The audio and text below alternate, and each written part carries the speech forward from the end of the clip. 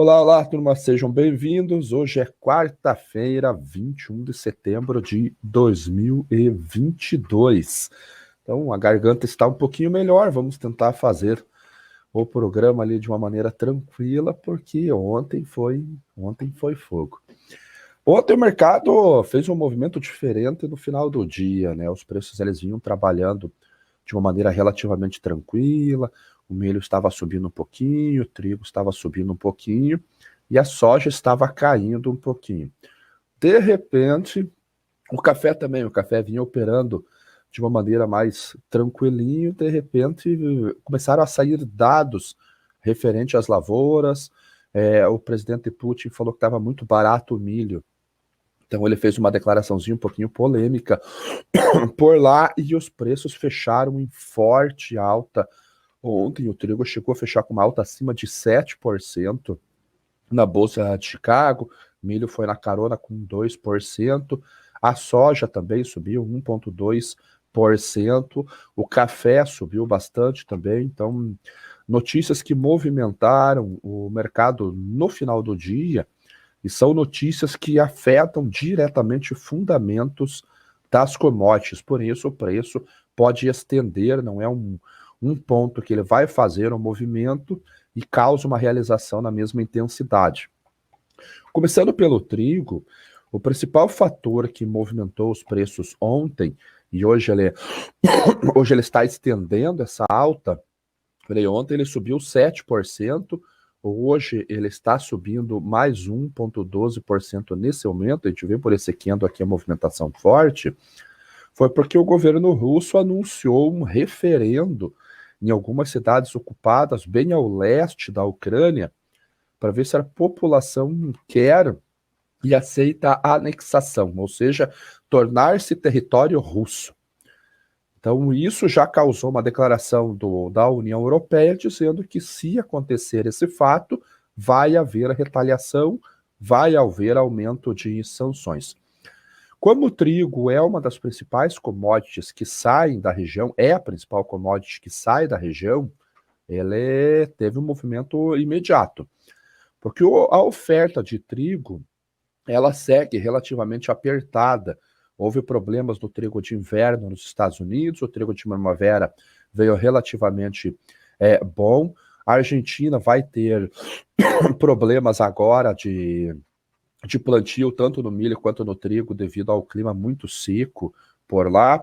O Brasil aqui, ele exporta um pouquinho nesse período aqui que a colheita está sendo realizada, mas de maneira líquida, de maneira geral, nós somos importadores de trigo. Ontem, por exemplo, o Deral aqui do Paraná colocou que já 28% do trigo nosso já está colhido e a qualidade até que está relativamente boa, 79% das nossas lavouras estão boas. Mas outros países estão com problemas. A China é um desses países que está com problemas. A gente não sabe exatamente os dados, eles demoram um pouco para chegar, mas estão com problemas. Numa eventual tentativa de anexar território ucraniano e a Europa vindo com novas sanções, isso pode voltar a impedir o tráfego de navios, que as exportações ucranianas saiam e que as exportações russas também tenham dificuldade de encontrar um destino. Então, claro que ela não vai, as sanções não têm como bloquear as exportações russas, mas tem como limitar, por exemplo, o acesso de embarcações por lá e sistema de pagamentos. Parte da demanda que está fraca no milho, a gente tem acompanhado os relatórios lá, está muito fraco, que chegou a cair 44% as compras de milho para esse início de ano, é porque a China, principalmente, está comprando trigo na Rússia, por causa do desconto. Hoje o trigo russo ele é o mais barato do mercado, justamente por causa desse desconto no prêmio de exportação. Então, a China tem comprado bastante trigo lá e tem preterido o milho de outras origens, por causa justamente do custo de proteína. Agora, se houver novas sanções, como que ficará esse abastecimento? Hoje, a Karen Brown ela fez uma matéria que as exportações russas, deixa eu encontrar aqui, elas são fundamentais para garantir o equilíbrio da oferta de trigo. Então a Rússia ela está vindo com uma safra recorde está aqui a matéria, ela está vindo com uma safra recorde de trigo pela frente, as exportações elas estão estimadas em um número recorde também, porém, o sucesso das exportações e a colheita russa é vital para o balanço de trigo. Então, vê que nesse momento aqui, nós estamos com os preços mais altos do trigo sazonalmente para esse período do ano. Ele chegou a $13 o bushel aqui no período logo após a invasão da Ucrânia, né, pela Rússia, mas nesse momento aqui as cotações elas são mais altas.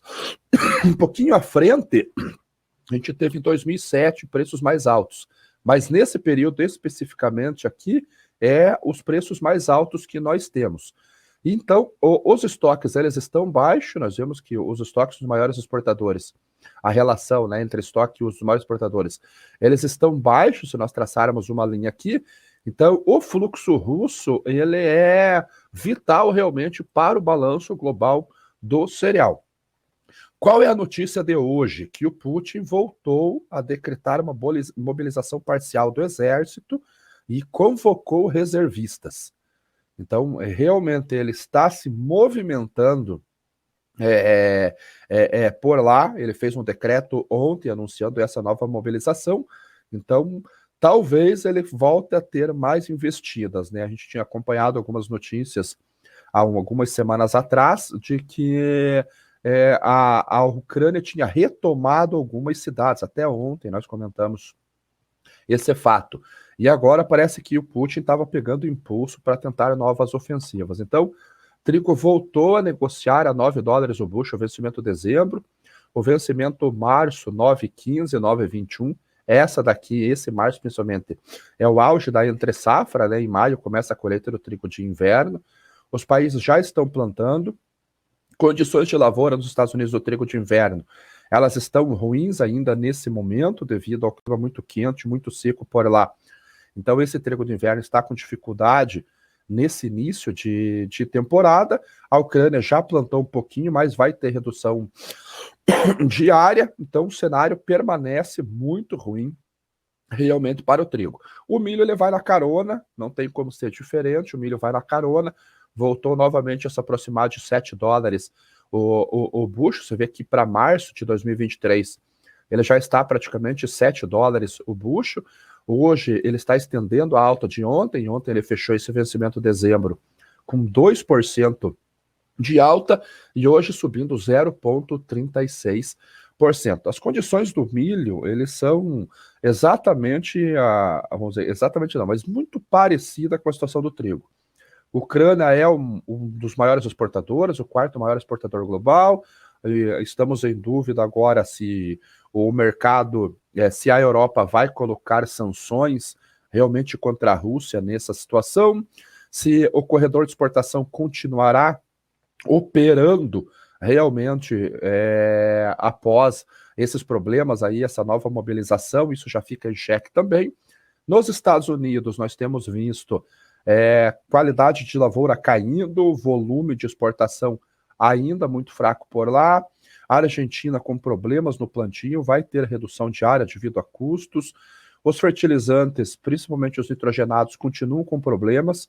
Ontem a Yara anunciou que vai fechar vai reduzir a produção de amônia na sua unidade da Bélgica, é uma unidade que produz aí 800 mil toneladas, então é mais uma indústria europeia fechando as suas unidades ou reduzindo a produção de nitrogenados.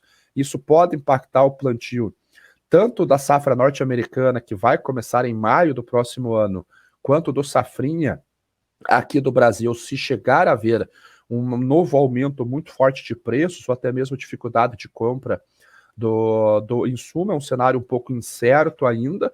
As relações de troca do cereal aqui no Brasil, como fertilizante, com a ureia principalmente, estão piorando a cada dia que passa, os preços estão aumentando. Então, essa oferta global do cereal pode ficar muito apertada até o final do próximo ano, ou pelo menos até a entrada da safra do safrinha do Brasil, a entrada da safra norte-americana, 23, 24, para se ter uma ideia. Então, pelo lado fundamental, é difícil ver esse preço voltando a cair de maneira expressiva. Bem difícil. A colheita nos Estados Unidos começou, está no início ainda, tem muito para acontecer, mas é um período já sazonal de baixa de preços, porque a oferta começa a chegar ao mercado e o preço continua resiliente. Mesmo com o dólar DX nesses patamares, você vê que ele voltou a subir muito forte no dia de ontem, já está em 110,61 pontos, aqui hoje estendendo alta de 0,40, o que é ruim para as commodities, porque deixa o preço dela no mercado internacional, aquilo que é cotado em dólar, muito mais caro. Mesmo com esse indicador aqui em máximas em mais de 20 anos, as commodities nós vemos que estão verdinhas, ou seja, elas estão subindo. É algo que é atípico. Nós não conseguimos ver o dólar encarecendo, ou seja, deixando a commodity mais cara e a commodity subindo ainda. Então isso mostra que o mercado vê o balanço muito, muito apertado. Fundos aumentaram a posição, como eu mostrei para vocês ontem, fundos elevaram a posição no milho lá na Bolsa de Chicago. Então, o kit guerra... Desculpa a tosse aí, pessoal, mas vamos que vamos. Então, o kit guerra aqui nas commodities agrícolas, ele vai ter bastante interferência da guerra ainda durante um bom tempo. Aqui na B3, o preço ele permanece quase que inalterado, o vencimento novembro, R$ 89,74. Então, ele continua, você vê que as médias móveis aqui de 21 e de 50, elas estão trabalhando basicamente juntas desde... Qual que é a data aqui? Desde 16 de agosto, vamos colocar, desde meados de agosto, essas médias elas estão trabalhando em cima praticamente uma da outra. Pouca indecisão no mercado. Parte porque o PPE, o preço de paridade de exportação, segura os preços, já que a Bolsa de Chicago continua trabalhando em alta e o nosso dólar também continua em alta. Apesar da queda, ele chegou a bater R$ 5,24, voltou para 5,14, a Bolsa de Chicago subiu. Então, o PPE continua segurando os preços aqui na B3, ele estabelece um piso de preços, né? O preço para paridade de exportação, ele estabelece um piso de preços. Por que o preço não sobe? Porque a colheita já praticamente terminou, mas a comercialização está lenta. Então, há bastante cereal para ser comercializado. Ontem a ANEC divulgou seus dados, e ela vê que setembro agora vai fechar com 7,618 milhões de toneladas exportados. É um número muito forte, principalmente quando nós comparamos ano passado. Mas como exceção da demanda internacional, a demanda no mercado doméstico está lenta. Está lenta. Então, o preço ele tem um suporte do preço de paridade de exportação e ele tem um teto pelo consumo doméstico, que segue lento. Qual que é ou que pode acontecer? Daqui a pouco tem as contas que o produtor tem que pagar pela compra dos fertilizantes, pela safra que ele tem que ajustar com seus colaboradores e parcelas que costumam vencer nesse período de ano, de maquinário e empréstimos e outros custos financeiros, e ele pode ir à venda. Se houver um volume grande de milho chegando no mercado por essa característica, se o mercado doméstico estiver fraco, é pressão para baixo. Outro ponto que pode afetar o plantio está bem acelerado. Aqui no sul, principalmente, o plantio já passa, no Rio Grande do Sul, por exemplo, já passa quase de 60%. O Paraná já chega próximo a 30%. Daqui a pouco começa a ser necessário espaço nesses armazéns para a safra de verão, que vai começar a chegar já em janeiro. Como o plantio acelerou nesse início, e o Maico, ele comentou lá no meu Twitter, por exemplo, a questão da soja, que já começou no Paraná também, já tem avançado, segundo o Deral, está precoce o plantio, porque o clima está bom nesse momento para o plantio aqui no estado, na região sul, na verdade, o clima está bom para o plantio. Então o produtor está tentando pegar essa janela boa de clima em comparação com o ano passado, que estava numa situação um pouquinho pior. Então vai haver oferta de commodities agrícolas chegando no mercado em janeiro. Então vai ter que haver uma liberação de espaço.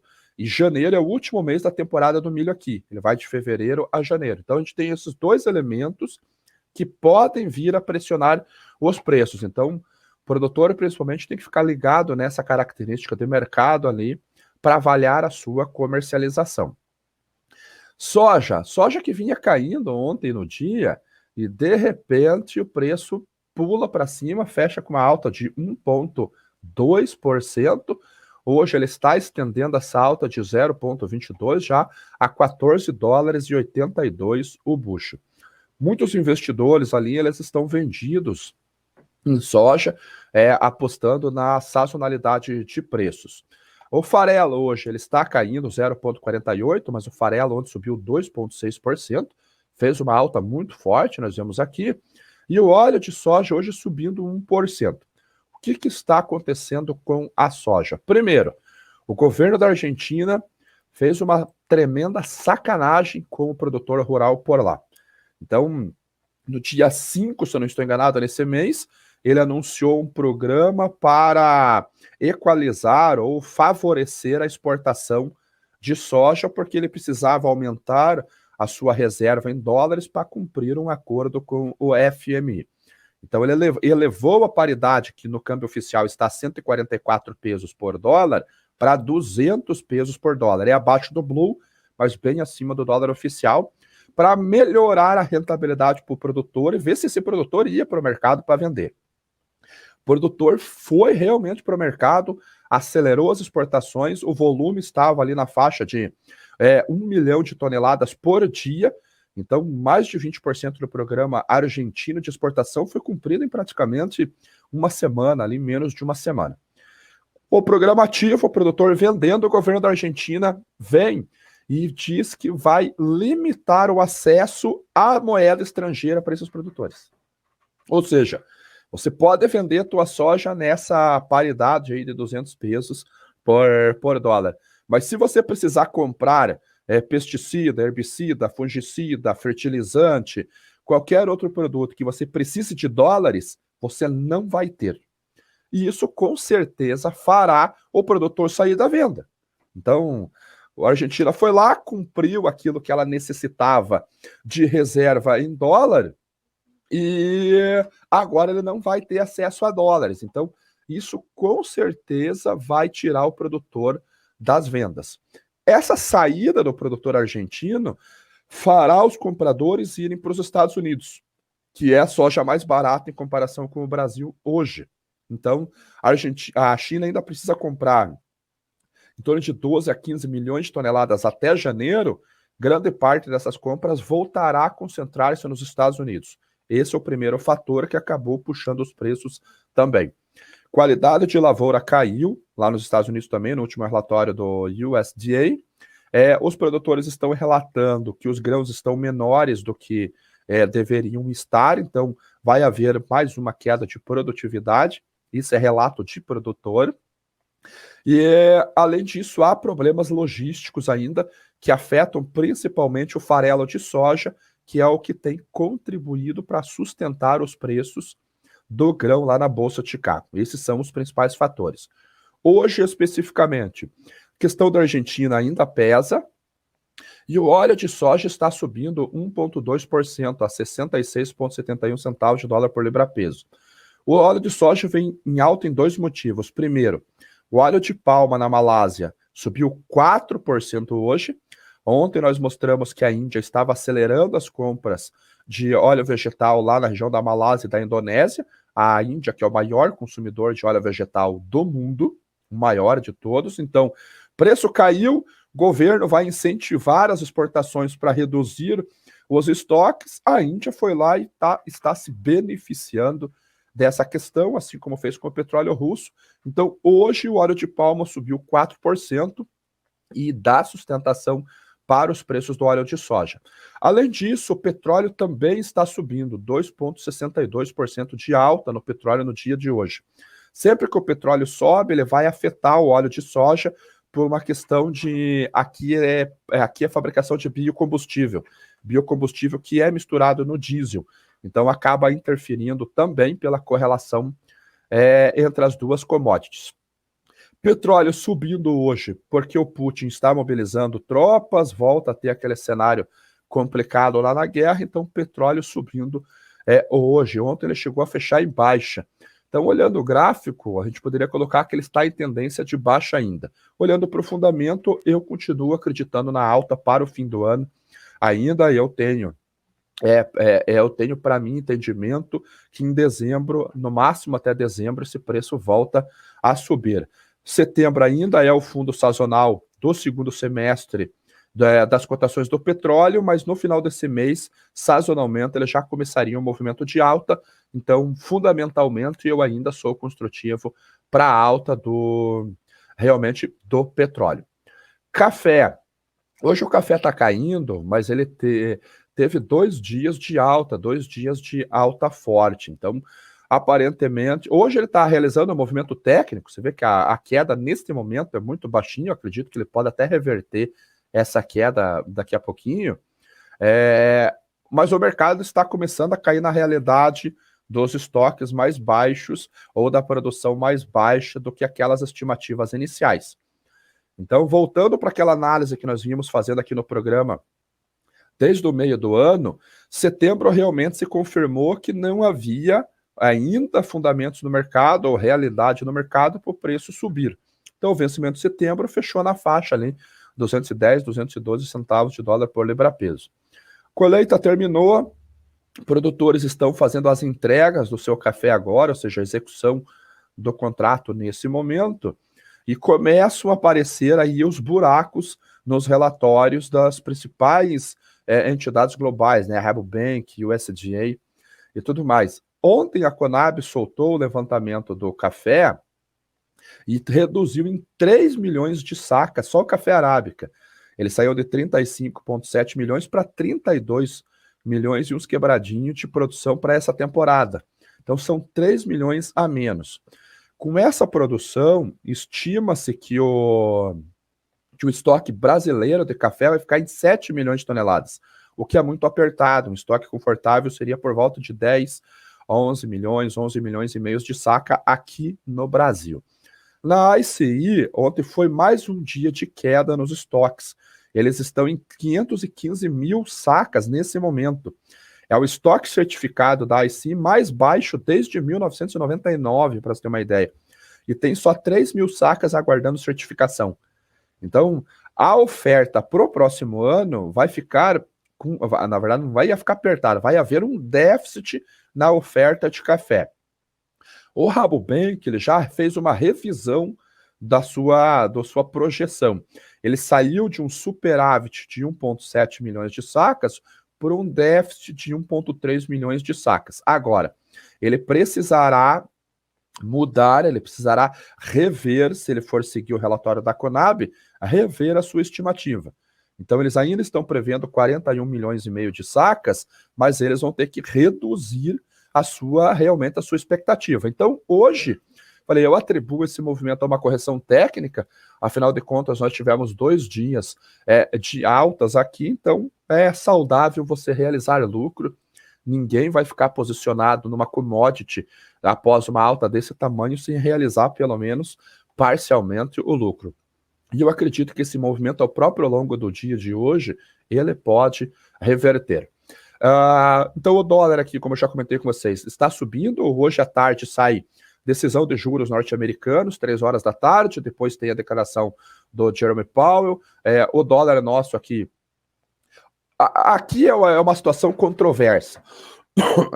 Porque se você vai no consenso do mercado, dos analistas de mercado, e aí você pega quem é especialista em câmbio, e eu vou retransmitir simplesmente o que eu li sobre a matéria, eles atribuem essa queda da taxa de câmbio descolado do movimento internacional, porque o dólar está subindo, não teria sentido tecnicamente para o nosso dólar aqui na B3 cair, mas o mercado atribui a possibilidade do Meirelles ser o ministro da Economia aqui do Brasil numa eventual vitória do Lula.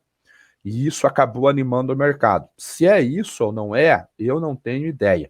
Mas o consenso dos analistas que são especialistas em câmbio, ele colocam nessa conta essa reaproximação de Meirelles com o Lula. Então, o pessoal comenta, talvez, como não está nada certo, talvez hoje o Meirelles já pule do barco. O que eu sei ele é bem respeitado, o Meirelles é bem respeitado realmente no mercado. Então, falei, não sei se é esse o fator, mas o consenso do mercado é que foi isso que acabou empurrando as cotações para baixo, e o dólar fechou aqui, considerando o after, a R$ 5,14. Hoje também tem decisão da Selic. Ontem saiu uma matéria num jornal aí dizendo que o BC vai aumentar em 25 pontos. O consenso do mercado é pela manutenção da taxa. Agora, se vier o aumento de 25, ali algo de errado não está certo. Indo para o açúcar, ontem o açúcar subiu 2 e pouquinho, hoje está estendendo essa alta aqui novamente. O que o açúcar fez o movimento? Primeiro, existe um déficit de açúcar de curtíssimo prazo. Então, o Brasil ele começa a se encaminhar para o fim da temporada, que termina em novembro. Outubro começa a temporada indiana. A Índia vai ter, ou tem uma perspectiva de produção recorde novamente para essa temporada. Porém, esse camarada aqui chamado prêmio de branco, que é a diferença do açúcar branco negociado em Londres para o açúcar branco negociado em Nova York, ele está em patamares altíssimos. Isso traz demanda para a produção de açúcar branco, ou seja, consumo de açúcar bruto.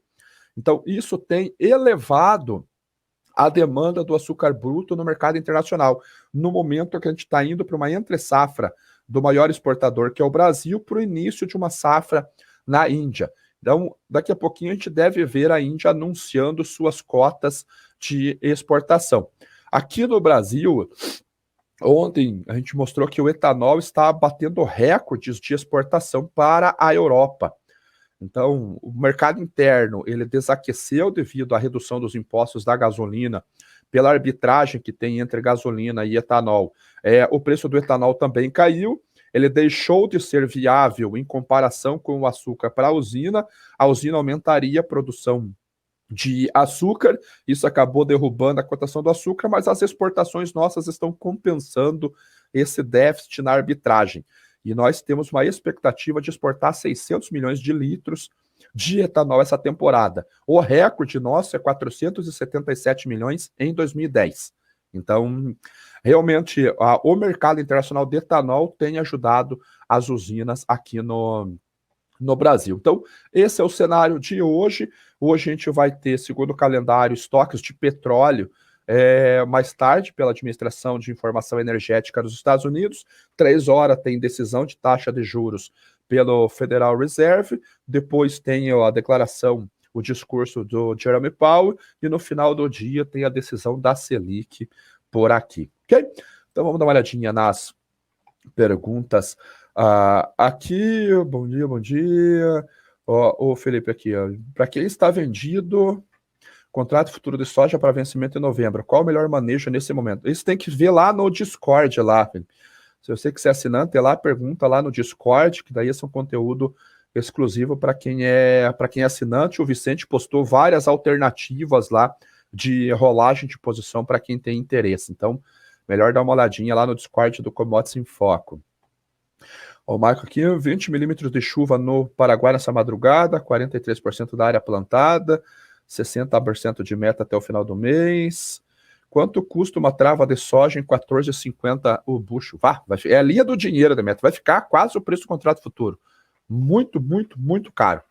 Muito caro mesmo. Então tem que fazer a simulação com o mercado aberto para ver a questão de volatilidade, mas sem sombra de dúvida eu te adianto que não vai ficar viável. Vai dar uma simetria muito ruim, porque está praticamente na linha do dinheiro. O pessoal vindo do Cabral que terminou um pouquinho mais cedo o programa hoje. O problema de apostar na sazonalidade é que 2022 não é um ano comum, que é guerra. Exatamente, esse foi. Mas não é só a guerra, né? Há problemas de produção também. O milho, nossa, muita pressão sobre o milho. O Miguel aqui, bora tomar um Dalmor para limpar a garganta, é uma boa alternativa. Como está o custo da soja maio 23 no Porto de Paranaguá? Eu acho que eu não tenho esse número de bate-pronto aqui, não. Eu não vou ter esse custo, eu tenho que abrir a planilha. Mas deve estar na faixa ali de uns 177, 178 reais aproximadamente. Onde eu consigo ver o estoque certificado da ICI? Na própria ICI. É só você vir aqui no Google mesmo, colocar aqui, ó, Coffee, Stocks, Inventory, ICI aqui, ó. Ice Report Center, aí você vai marcar que você não é o robô, aceita, e aqui, ó, todo dia sai esse relatório. Aí é só você baixar essa planilha. Então, é bem simplesinho. Qual é esse software que o senhor usa? Esse daqui ele é o Commodity View da Barchart, da StoneX e Barchart. A outra plataforma, que às vezes eu trago uma notícia, é o Wacom, da Reuters, da Refinitiv. Mas esse dali é o Commodity View. Essas importações de etanol terão algum impacto no mercado interno? Sim, ele muda o balanço, né, entre o açúcar e o etanol, né? Tendo um volume tão grande de exportação, acaba ajudando na demanda, ele sustenta os preços, né? Jota, a TV na Austrália ontem falando que o Laninha este ano também, exatamente, terceiro ano de Laninha. Tem sim, é quase certo que vai ter Laninha aqui nesse segundo semestre aqui, terceiro ano, isso é bem atípico, então deve haver uma relação menor de chuvas na região sul do Brasil, principalmente. Então, infelizmente, terceiro ano de Laninha, vamos torcer para que não seja igual no ano passado, né? Tenha o fenômeno, mas os seus efeitos sejam menores. Otávio, estou achando a eleição esse ano no Brasil muito calma. Será? Diz que o Laninha fica no Brasil até o primeiro semestre de 2023. Exatamente. Só curiosidade, a Copa do Mundo traz algum impacto nas commodities? Não. Eu acho que não. E aqui na BMC também, nenhuma pergunta da Silvia aqui, açucareta álcool, eu já respondi. Então é isso, pessoal. Obrigado a todos que estiveram aqui. Voltamos amanhã, no Primeira Hora do Agro, às 8 horas da manhã. Todos tenham um ótimo dia